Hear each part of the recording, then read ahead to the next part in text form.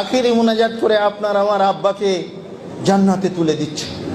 আয় আল্লাহ, আজকে সাহেবে দামাত যে উদ্দেশ্য নিয়ে এই আয়োজন করেছেন, আল্লাহ তার উদ্দেশ্য খানা কবুল করে নিন। আয় আল্লাহ, বিশেষ করে তোর পিতামাতা গহীন কবরের তলদেশে শুয়ে গেছে, আল্লাহ তাদের মাগফিরাত নসিব করে দিয়ে তাদের মাথায় নূরের তাজ পরিয়ে জান্নাত কুসুম কাননে পৌঁছে দিন। এই বলতেছে আর হুজুর কাঁদতেছে। আমি আপনাদের একটা প্র্যাকটিক্যাল করিয়ে দিই। এই যে আমার হাতে আমি চিমটি দিচ্ছি, আপনাদের হাতে ব্যথা লাগে? আমার কিন্তু বেশ ব্যথা লাগছে।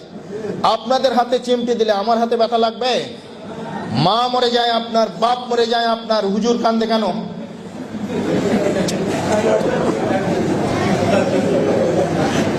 কান্নার কিছু রহস্য রয়েছে।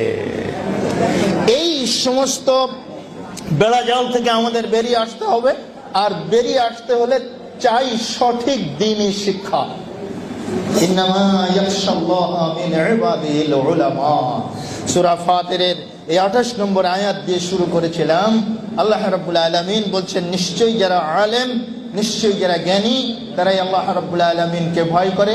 আসুন আমরা সঠিকভাবে শরিয়াতের ইলম অন্বেষণ করি। ইলম শেখার কোনো বয়স নাই। শুধু বাচ্চারা শিখবে, বাচ্চার বাপেরা মায়েরা শিখবে না এমনটি নয়।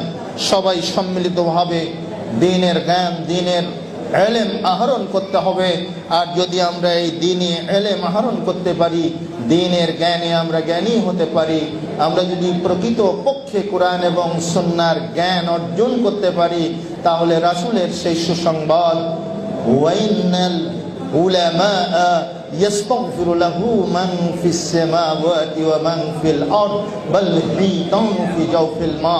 আকাশ ও পৃথিবীতে যা কিছু আছে, বিশাল জলরাশির ভিতরে যে মৎস্যরাজি রয়েছে, দিগন্ত বিস্তৃত অতল স্পর্শী সমুদ্রে যে অসংখ্য মৎস্যরাজি রয়েছে, তারাও পর্যন্ত আল্লাহ রাব্বুল আলামিনের কাছে আলেমদের জন্য ক্ষমা ভিক্ষা করে, আলেমদের জন্য ইস্তিগফার করে, আলেমদের জন্য ক্ষমা প্রার্থনা করে।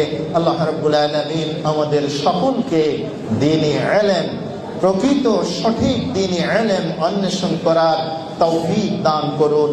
আমিন।